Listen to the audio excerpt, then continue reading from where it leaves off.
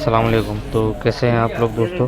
तो आज की जो हमारी क्लास है और टॉपिक है उस पर हम बात करेंगे कुछ सिमेट्रिकल ड्राइंग के बारे में कि सिमेट्रिकल क्या चीज़ होती है, और कुछ दूसरे टॉपिक्स भी पढ़ेंगे, रिफ्लेक्ट और ट्रांसफॉर्म पाथ वगैरह।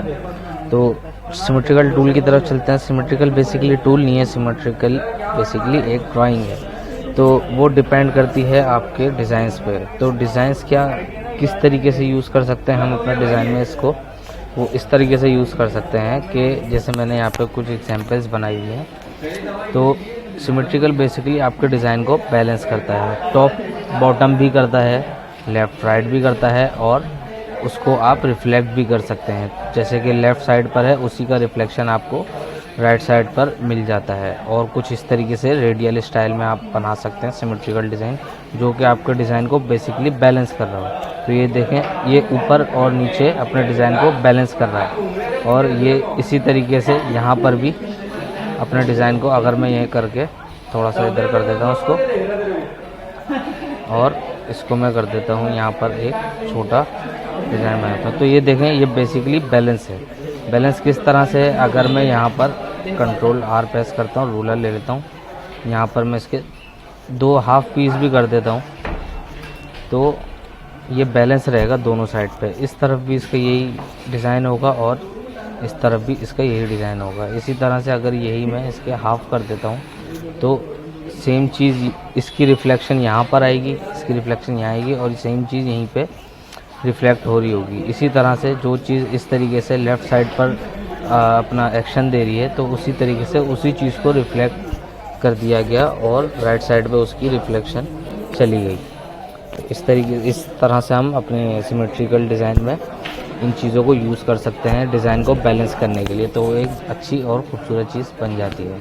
बाज़ औक़ात ऐसा होता है कि आप मूवी पोस्टर्स वगैरह देख रहे होंगे तो नीचे कैरेक्टर्स कुछ इस तरीके से लगे हुए होते हैं, तो ये देखें कि यहाँ पर भी एक डिज़ाइन बैलेंस हो रहा है लेफ़्ट राइट पे, ये सिमेट्रिकल डिज़ाइन। जैसे कि यहाँ पर बॉल इसी तरीके की, यही सेम साइज़ इसी जगह पर है, और इन सब को बैलेंस कर रही है ये बड़ी बॉल बैलेंस कर रही है इन दोनों को, नीचे वाले डिज़ाइन को।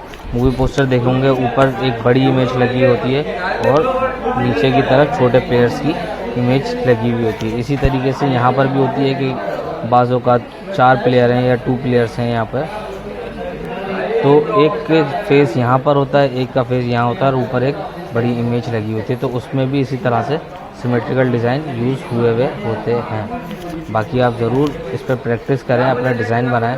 आपको मैं इसका कुछ सैंपल भी बनाकर दिखा देता हूँ।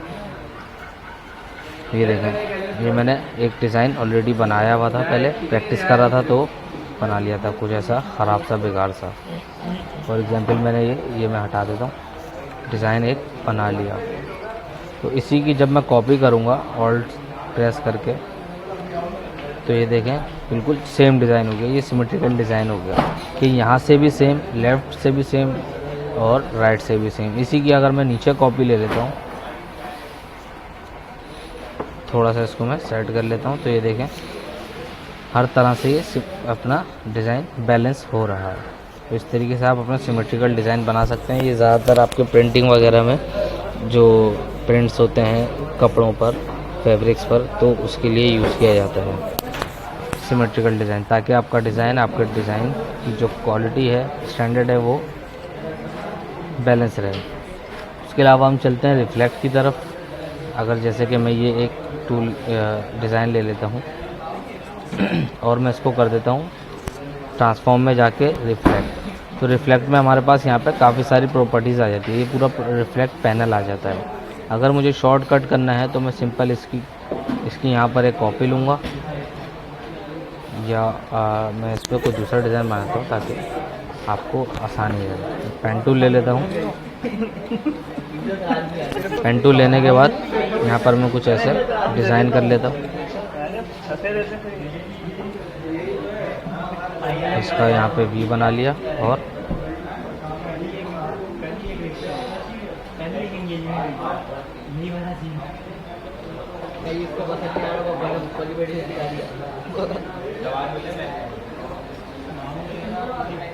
कुछ इस तरीके से डिज़ाइन में बना लेता हूँ। फॉर एग्जाम्पल ये मैंने एक डिज़ाइन बना लिया। अब मैं इसको अगर रिफ्लेक्ट करता हूँ तो यहाँ पे ट्रांसफॉर्म में भी जाके कर सकता हूँ, तो मेरे पास यहाँ पे काफ़ी सारी प्रॉपर्टीज़ आ जाएगी। बट मैं इतना लंबा नहीं जाना चाह रहा, मैं सिंपली यहाँ पे टूल बार में जाऊँगा, रोटेट टूल सिलेक्ट हुआ होगा आपका, आप रिफ्लेक्ट पे जाएंगे और इसका एंकर पॉइंट जो है यहाँ पे सेट कर देंगे और इसको ये देखें आप इस तरह से रिफ्लेक्ट कर सकते हैं ईजिली। रिफ्लेक्ट टू हमारे पास यहाँ पे शॉर्टकट भी मौजूद है। अच्छा जी, उसके बाद है ट्रांसफॉर्म पार्ट टूल। तो ये आपके बहुत काम आएगा, बहुत यूज़फुल टूल है। फॉर एग्जांपल मैं यहाँ पर टेक्स्ट ले लेता हूँ, यहाँ पर मैं लिख लेता हूँ लॉरेम इप्सम हीर कैपिटल में, और इसको मैं कर लेता हूँ बड़ा, इसको मैं कर लेता हूँ बोल्ड। और अब देखें ये टेक्स्ट है, मुझे ये चाहिए पाथ में, ताकि मैं इसको अपना फ़ॉन्ट को अपने स्टाइल से अपने हिसाब से ठीक कर सकूं, चेंजेस कर सकूं। तो सिंपल मैं जाऊंगा यहाँ पर ऑब्जेक्ट में और इसको कर दूंगा एक्सपेंड। तो मैं यहाँ से इसका अब फ़ॉन्ट वगैरह पाथ के हिसाब से चेंज कर सकता हूँ।